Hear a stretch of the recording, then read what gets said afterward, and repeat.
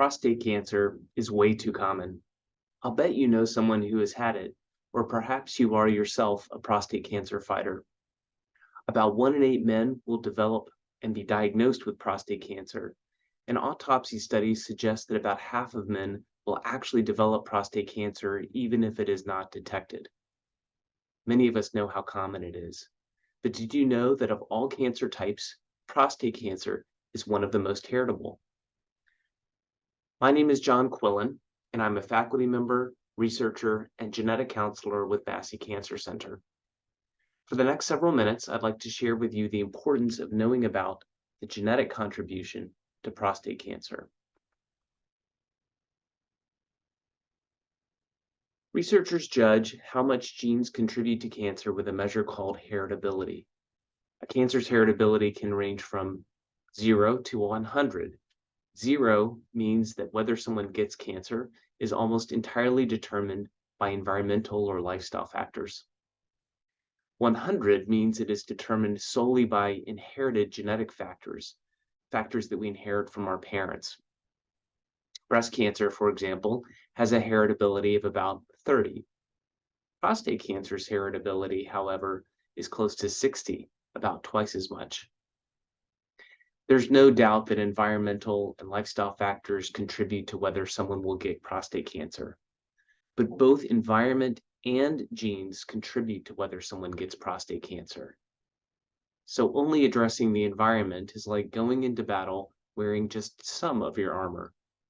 Specifically, leveraging knowledge about hereditary prostate cancer can inform prostate cancer screening recommendations, and it can guide treatment if you are diagnosed. Let's consider first how knowing about hereditary risk can influence screening for prostate cancer. Now, the major goal of screening is to save lives. Most screening won't actually prevent a cancer from happening. That's not what it's designed to do. Rather, it tries to find cancer at early stages, before someone has symptoms. Why? Because in general, early stage cancers are more likely to be curable. For prostate cancer, screening involves a blood test that measures a biomarker called PSA, which stands for prostate-specific antigen. Screening might also include a digital rectal exam, where a doctor feels part of the prostate to check for a tumor. For people at average risk for prostate cancer, major organizations like the American Cancer Society and the National Comprehensive Cancer Network suggest men engage in shared decision-making about prostate cancer screening starting at age 45. Now, what is shared decision-making? It is a conversation between you and your doctor where you discuss the pros and cons of screening. This is important because there can be some real risks tied to diagnostic procedures for prostate cancer. And some prostate cancers are so slow growing that they never become a problem. For someone at average risk, they might decide that the potential harms of screening are just not worth it. But we're learning that more of the hereditary prostate cancers are aggressive and they happen at younger ages. That means that men with some types of hereditary prostate cancer are going to be more likely to benefit from screening and from starting that screening at a younger age.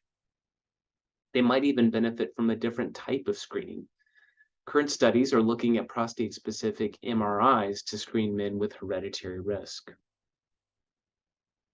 If a man is diagnosed with prostate cancer, knowing if it is hereditary can help with treatment, especially determining the type of chemotherapy. In fact, for aggressive or metastatic prostate cancers, the ones that are more likely to benefit from chemotherapy, it's standard of care to test patients to see if they have a hereditary type. If they do, their treatment may be targeted to the specific genetic cause. So how do you know if you have hereditary prostate cancer? One way is through genetic testing, that is, looking at the DNA in our cells. DNA is the genetic material. It's like a blueprint or recipe book that tells our cells what proteins to make, whether to divide, and when to stop dividing. Cancer happens when these instructions are damaged or mutated. And most of the time, we find those genetic mutations only in the cancer cells. In those cases, all of the DNA damage was acquired from environmental insults like lack of exercise or a poor diet or smoking. We can test a cancer's DNA to see what mutations are driving it and therefore what treatment might be most helpful. And that type of testing is sometimes called genetic biomarker testing. People with hereditary prostate cancer, however, will have at least one type of DNA mutation that is in both their cancer cells and also in healthy cells. That's because that DNA mutation was inherited from a parent. So it was present in that very first cell of the embryo and was copied into every other cell that grew. When we do genetic biomarker testing, we can't tell if the DNA mutations we find are acquired or inherited. So to test for inherited cancer risk, we need to look at healthy, non-cancerous cells. For men with prostate cancer, that's usually a blood or saliva sample. It's important to note that the results of testing for hereditary prostate cancer have implications well beyond treatment and screening recommendations. They can tell you about risks for other types of cancer depending on what gene is involved. And they can provide risk information for other family members. Not everyone wants to know about these risks, and testing in families can spark strong emotions like guilt, worry, or even anger or resentment.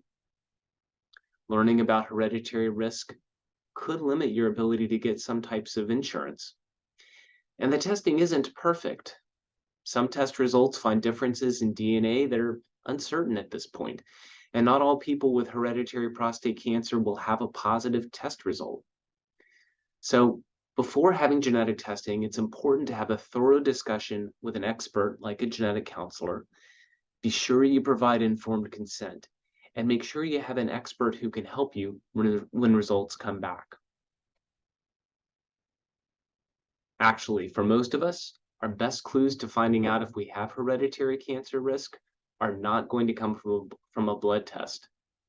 The most widely accessible genetic test is as old as Adam and Eve, family history. Having a brother or father with prostate cancer increases the risk about 2 to 3-fold. But remember that hereditary risk for prostate cancer can come from either the father's or the mother's side of the family, so it's important to consider both sides. Females can pass on hereditary risk for prostate cancer, even if they are not at risk for prostate cancer themselves. We also know that hereditary prostate cancers happen at younger ages. So having relatives with prostate cancer at, say, 55 years old or younger is more concerning for hereditary risk than having relatives diagnosed at older ages. Hereditary prostate cancers tend to be more aggressive, so it's helpful to find out from family members if their prostate cancers were, for example, metastatic. And this information makes a difference. The National Comprehensive Cancer Network recommends beginning screening at younger ages when family history is suspicious. And for people with prostate cancer, family history can inform treatment versus choosing active surveillance. Prostate cancer is common, but we have ways to fight it by being physically active, following a healthy eating pattern, and tailoring our care based on genetic risk. We and our loved ones can put on our full armor against it.